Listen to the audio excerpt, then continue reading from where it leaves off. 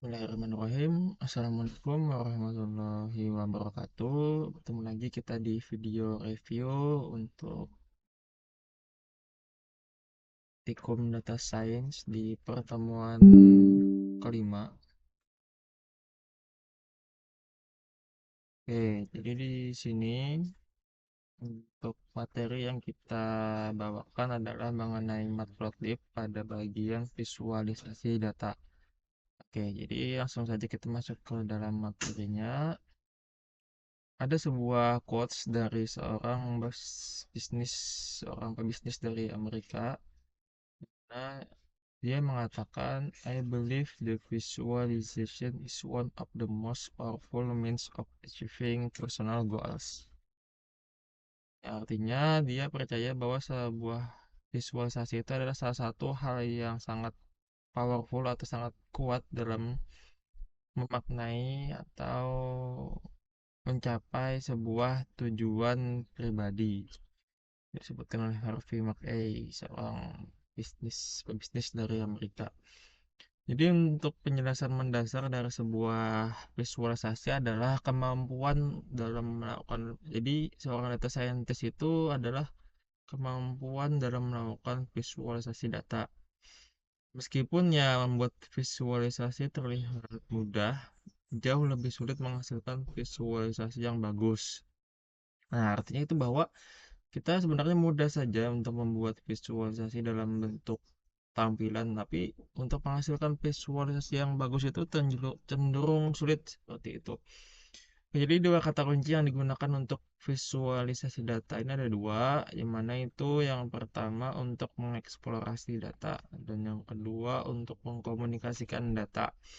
Nah, jadi tahap pertama ya itu mengeksplorasi. Jadi data tersebut perlu kita eksplorasi atau kita telusuri, kita kumpulkan, kita cari data tersebut.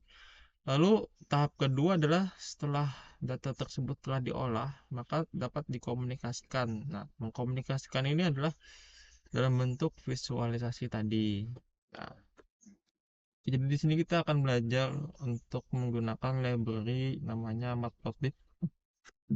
Sebenarnya banyak untuk library yang digunakan selain Matplotlib ini.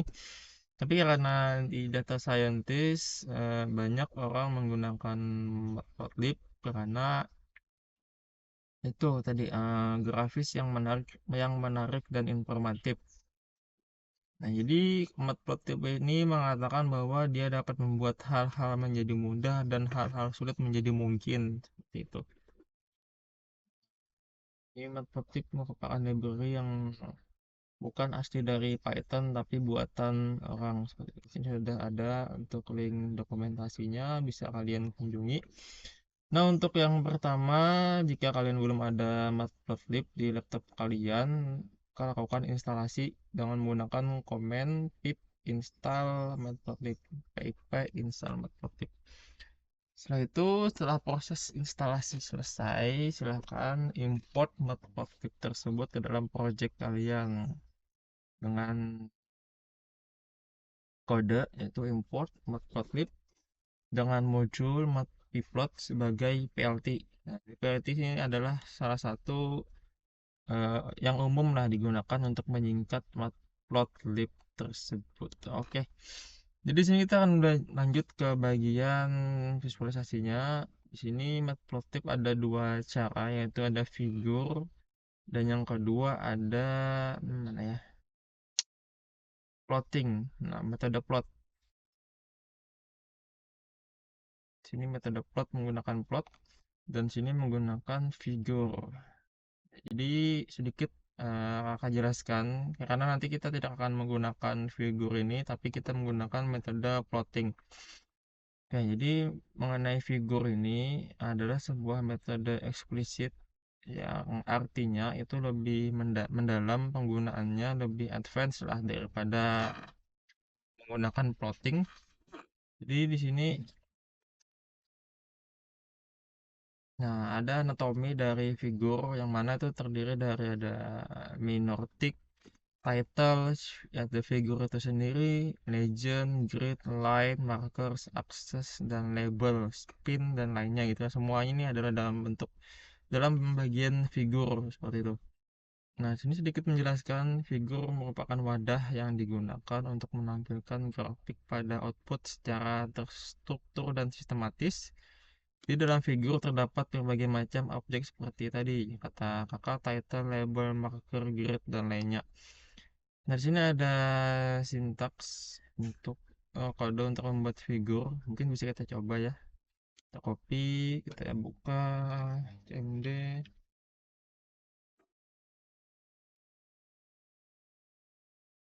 CMD.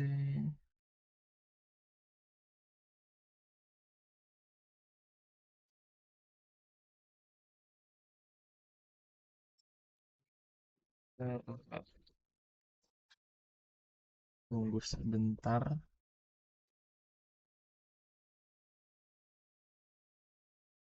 Jadi kenapa dikatakan eksplisit tadi ya? Karena banyak atribut-atribut yang dapat diisikan ke dalam sebuah figur itu. Sebenarnya plotting juga sama, tapi lebih sederhana lah penggunaannya itu daripada metode figur. Kita buat project baru dulu. Kita akhirnya kita paste di sini. Nah, kita coba satu persatu ya. Kan ini membuat gambar kosong tanpa sumbu. Biar jalankan. Oh, belum import PLT-nya guys. Import plot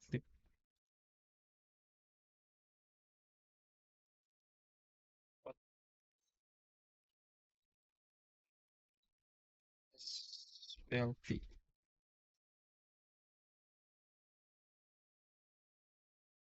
Oke, kita jalankan. Nah, ini ada tampilan bahwa size dari figur itu adalah 640 kali 480. Coba kita tampilkan.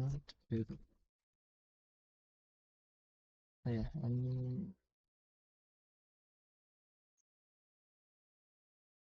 kita buat. Nah, kita gambar dengan sumbu tunggal. Kita sebentar. Nah, sudah ada nih. Jadi untuk menampilkannya seperti ini, kita akan membuat figur dengan aksesnya. Kita gabung variabelnya. Kita buat subplot. Jadi ini gambar dengan satu sumbu tunggal. Kita buat lagi ini untuk bagian gambar dengan kotak sumbu 2 kali 2. Jadi kita membuat kosong ya guys. Membuat eh, diagram kosong mana itu kan dapat diisi kata kakak tadi dengan berbagai macam ribut atau yang di dalam figur itu disebut artis itu. Kita membuat gambar dengan satu sumbu di kiri dan dua di kanan. Nah, jadi gini. Ini tampilannya bagus ya, guys. Nah, jadi tertata seperti itu sumbu-sumbu kosongnya. Oke, kita lanjut. Sedikit penjelasan mengenai akses. Jadi, akses itu adalah sumbu yang dilampirkan ke dalam figur yang berisi wilayah untuk memetakan data. Akses menggunakan lebih dari satu sumbu seperti X, Y, dan Z. Jadi itu gabungan ya guys. Jadi gabungan X dan Y dan Z. Yang ketiga ada aksis atau aksis adalah garis atau sumbu acuan dalam sistem koordinat yang digunakan untuk menentukan posisi suatu titik dalam ruang.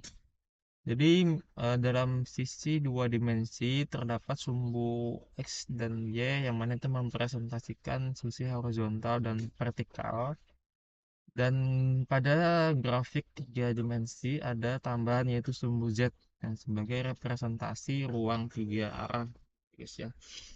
Nah, yang keempat itu ada artis yaitu mencakup semua bagian-bagian di dalam figur termasuk figur itu sendiri, eksis dan akses. Nah, jadi seperti tadi yang kakak jelaskan itu ada patch, marker, grid dan sebagainya. Nah, di sini kita lanjut ke bagian yang kedua yaitu metode plotting. Langsung kita pada prakteknya. Di sini kakak sediakan ada 3 chart yaitu line, bar, dan scatter plot. Langsung saja kita coba. Di sini sudah kita import tadi pada IPYNB notebooknya sudah kita masukkan outputnya. Kita ini ada data, data menunjukkan nilai tukar rupiah per 1 dolar. Itu grafik ya guys, jadi dari 1980 sampai 2020. Kita copy, ini datanya kita paste di sini. Kita jalankan dulu untuk menyimpan ke dalam memori.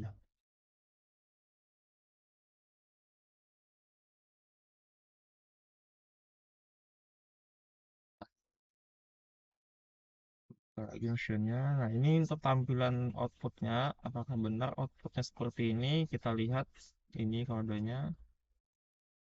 Kita paste. Seperti kita jelaskan dulu, untuk data ini ada tahun dan kurs. Kurs ini artinya nilai tukar. Jadi kurs ini menyesuaikan dengan indeks yang ada di tahun gitu ya guys. Di indeks ke 1980 itu nilai tukarnya 625 rupiah. Pada tahun 1985 nilai tukarnya 1100 rupiah. Nah, di sini kita membuat line chart atau diagram garis yang mana itu, untuk X-nya adalah tahun, Y-nya kurs, untuk warnanya adalah green. Jadi di sini kita langsung memasukkan atributnya green, markernya O. O ini artinya dalam bentuk bulat. Itu line stylenya atau style garisnya itu adalah solid. Ya, solid itu tidak putus-putus atau menyambung seperti itu. Kita menambahkan judul menggunakan filter title. Judulnya nanti akan tampil di atas seperti ini. Nah, seperti ini. Itu nilai tukar rupiah per 1 dolar AS. Menambahkan label pada X axis, jadi pada sisi X itu yang di bagian bawah kita tambahkan label tahun sekira, orang dapat tahu itu bagian apa sih seperti itu. Lalu yang ke selanjutnya ada menambahkan label pada Y axis atau yang horizontal, ya yang horizontal lah, yang ke atas gitu ya guys ya, sebelah kiri. Jadi,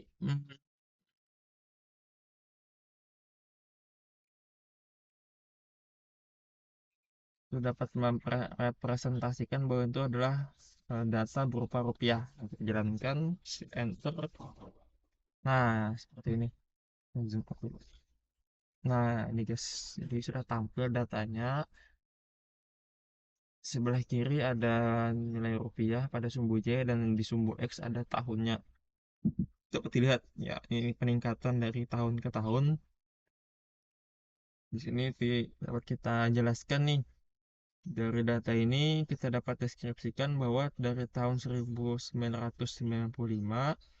sampai tahun 2000 itu terdapat kenaikan yang tajam ya guys. Ini dapat dilihat apa yang terjadi di tahun ini kita tidak tahu. Lalu 200 di tahun 2000 sampai 2005 mulai melanda, mulai stabil kenaikannya. Lalu di tahun 2005 sampai 2010 itu tiba-tiba, menurun. Nah, kita nggak tahu nih apa yang terjadi di sini, tapi kata teman-teman yang ada di kelas itu terjadi krisis moneter seperti itu. Lalu di tahun 2010 sampai 2015 itu terjadi kenaikan lagi. Nah, ya, kita tidak tahu ini apa yang terjadi, tapi kita dapat mencari datanya di Google atau berita seperti itu. Nah, kita lanjut lagi. Di sini kita buat, diagram garisnya. Kita lanjut ke bagian yang kedua, yaitu kita membuat bar chart atau diagram batang. Langsung saja kita kopikan kodenya. Yang berbeda dari sini adalah bagian di plottingnya aja. Kan kita tadi untuk membuat diagram garis itu menggunakan fungsi plot. Lalu untuk membuat diagram batang kita menggunakan fungsi bar. Untuk bawah ini sama saja seperti yang di atas, yang berbeda adalah di bagian sininya yang perlu kita isikan. Langsung shift enter, nah tampil sini. Sama ya guys, untuk, tinggi rendahnya sama. Sini stabil, sini naik, stabil lagi, menurun, ini menaik drastis, ini stabil lagi. Oke. Lalu untuk bar chart Lalu untuk yang ketiga ada scatter plot atau diagram pencar. Mana ini merepresentasikan diagram itu sebagai titik-titik seperti itu. Langsung saja kita kopikan. eh, Harap dapat dipahami ya. Kita menggunakan tiga dulu grafiknya. Sebenarnya ada berbagai macam grafik yang ada di Matplotlib, seperti ada pie chart, ada yang hal lainnya lah, yang memang itu nanti akan kita pelajari secara mandiri. Di sini kita fokus menggunakan tiga dulu untuk prakteknya. Oke, scatter plot di sini kita menggunakan plt menggunakan fungsi scatter, yang mana ini ada markernya juga. Marker itu sebagai bintang warna hijau, tapi mungkin kita ganti warna biru. Kita jalankan shift enter. Nah, seperti ini. Ini kita representasikan data itu di titik-titik ini, sama ya posisinya, tinggi rendahnya sama. Oke, seperti itu dulu untuk tikum kita pada hari ini, reviewnya. Kalau ada yang mau ditanyakan, silakan bisa melalui grup diskusi ataupun di kolom komentar. Jadi di sini ada praktek visualisasi data, yang mana nanti bisa kalian kerjakan secara mandiri, itu termasuk di tugas praktikum nantinya. Oke, mungkin itu dulu untuk review video review praktikum data science di pertemuan kelima yang membahas mengenai Matplotlib, bagian visualisasi data. Oke, mungkin itu dulu dari kakak. Mohon maaf ya ada salah kata. Kakak tutup. Assalamualaikum warahmatullahi wabarakatuh.